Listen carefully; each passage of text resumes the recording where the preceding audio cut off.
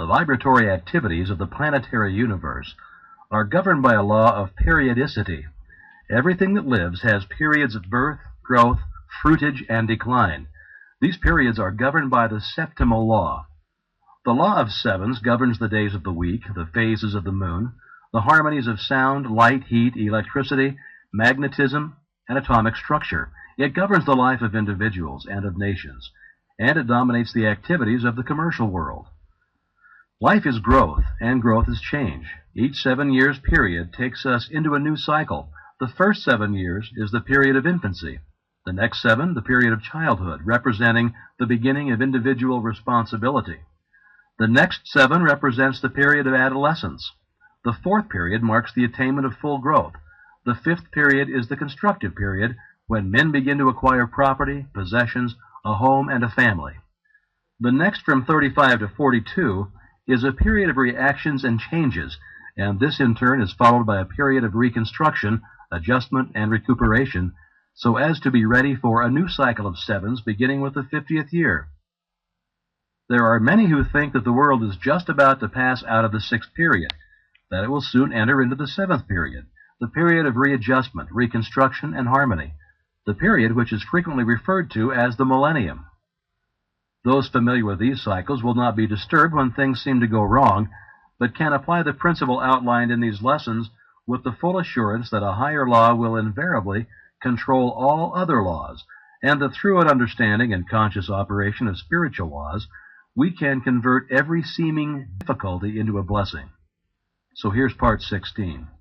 Wealth is a product of labor. Capital is an effect, not a cause, a servant, not a master, a means, not an end. The most commonly accepted definition of wealth is that it consists of all useful and agreeable things which possess exchange value. It is this exchange value which is the predominant characteristic of wealth. When we consider the small addition made by wealth to the happiness of the possessor, we find that the true value consists not in its utility, but in its exchange. This exchange value makes it a medium for securing the things of real value whereby our ideals may be realized. Wealth should then never be desired as an end, but simply as a means of accomplishing an end.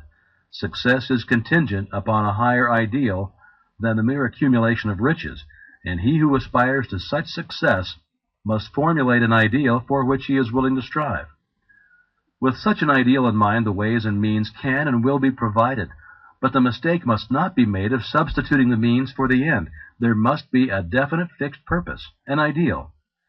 Prentice Mulford said, "The man of success is the man possessed of the greatest spiritual understanding, and every great fortune comes of superior and truly spiritual power. Unfortunately, there are those who fail to recognize this power. They forget that Andrew Carnegie's mother had to help support the family when they came to America, that Harriman's father was a poor clergyman with a salary of only $200 a year, that Sir Thomas Lipton started with only 25 cents. These men had no other power to depend upon, but it still did not fail them. The power to create depends entirely upon spiritual power. There are 3 steps: idealization, visualization, and materialization. Every captain of industry depends upon this power exclusively. In an article in Everybody's Magazine, Henry M. Flagler, the Standard Oil multimillionaire, admitted that the secret of his success was his power to see a thing in its completeness. The following conversation with the reporter shows his power of idealization, concentration, and visualization, all of which are spiritual powers. Did you actually vision to yourself the whole thing? I mean, did you or could you really close your eyes and see the tracks and the trains running and hear the whistles? Did you go as far as that? Yes. How clearly? Very clearly. Here we have a vision of the law. We see cause and effect. We see that thought necessarily precedes and determines action. If we are wise, we shall come into a realization of the tremendous fact that no arbitrary condition can exist for a moment, and that human experience is the result of an orderly and harmonious sequence.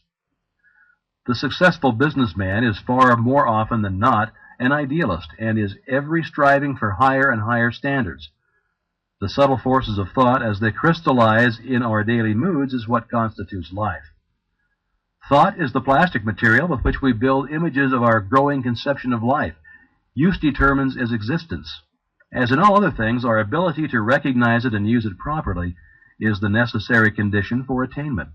Premature wealth is but the forerunner of humiliation and disaster, because we can't permanently retain anything which we do not merit or which we have not earned. The conditions with which we meet in the world without correspond to the conditions which we find in the world within. This is brought about by the law of attraction. How then shall we determine what it is to enter into the world within? Whatever enters the mind through the senses or the objective mind will impress the mind and result in a mental image which will become a pattern for the creative energies.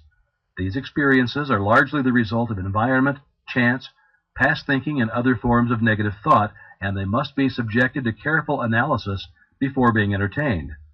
On the other hand, we can form our own mental images through our own interior processes of thought, regardless of the thoughts of others, regardless of exterior conditions, regardless of environment of every kind, and it is by the exercise of this power that we can control our own destiny, body, mind, and soul. It is by the exercise of this power that we take our fate out of the hands of chance and consciously make for ourselves the experiences which we desire. Because when we consciously realize a condition, that condition will eventually manifest in our lives. It is therefore evident that in the last analysis, thinking is the one great cause in life. Therefore, to control thought is to control circumstances, conditions, environment, and destiny. How then are we to control thought? What's the process? To think is to create a thought, but the result of the thought will depend upon its form, its quality, and its vitality. The form will depend upon the mental images from which it emanates. This will depend upon the depth of the impression, the predominance of the idea, and the clarity of the vision, plus the boldness of the image. The quality depends upon its substance, and this depends upon the material of which the mind is composed. If this material has been woven from thoughts of vigor, strength, courage, and determination, the thought will possess these qualities. And finally, the vitality depends upon the feeling with which the thought is impregnated. If the thought is constructive, it will possess vitality. It will have life. It will grow, develop, expand. It will be creative. It will attract to itself everything necessary for its complete development. If the thought is destructive, it will have within itself the germ of its own dissolution. It will die. But in the process of dying, it will bring sickness, disease, and every other form of discord. This we call evil, and when we bring it upon ourselves, some of us are disposed to attribute our differences to a supreme being. But this supreme being is simply mind in equilibrium. It is neither good nor bad. It simply is. Our ability to differentiate it into form is our ability to manifest good or evil. Good and evil, therefore, are not entities. They are simply words which we use to indicate the result of our actions. And these actions are in turn predetermined by the character of our thought. If our thought is constructive and harmonious, we manifest good. If it is destructive and discordant, well, then we manifest evil. If you desire to visualize a different environment, the process is simply to hold the ideal in mind until your vision has been made real. Give no thought to persons, places, or things. These have no places in the absolute. The environment you desire will contain everything necessary. The right persons and the right things will come at the right time and in the right place. It is sometimes not plain how character, ability, attainment, achievement, environment, and destiny can be controlled through the power of visualization, but this is an exact scientific fact. You will readily see that what we think determines the quality of mind, and that the quality of mind in turn determines our ability and mental capacity. And you can readily understand that the improvement in our ability will naturally be followed by increase in attainment and a greater control of circumstances. It will thus be seen that natural laws work in a perfectly natural and harmonious manner.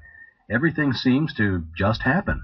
If you want any evidence of this fact, simply compare results of your efforts in your own life, when your actions were prompted by high ideals, and when you had a selfish or ulterior motive in mind.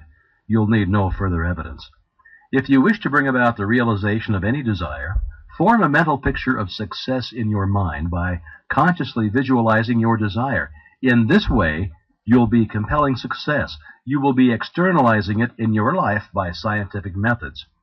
We can only see what already exists in the objective world but what we visualize already exists in the spiritual world, and this visualization is a substantial token of what will one day appear in the objective world if we are but faithful to our ideal. The reason for this is not difficult. Visualization is a form of imagination. This process of thinking forms impressions on the mind, and these impressions in turn form concepts and ideals, and they in turn are the plans from which the master architect will weave the future. The psychologists have come to the conclusion that there is but one sense, the sense of feeling, and that all other senses are but modifications of this one sense. This being true, we know why feeling is the very fountainhead of power, why the emotions so easily overcome the intellect, and why we must put feeling into our thought if we wish results. Thought and feeling is the irresistible combination. Visualization must, of course, be directed by the will. We are to visualize exactly what we want. We must be careful not to let the imagination run wild.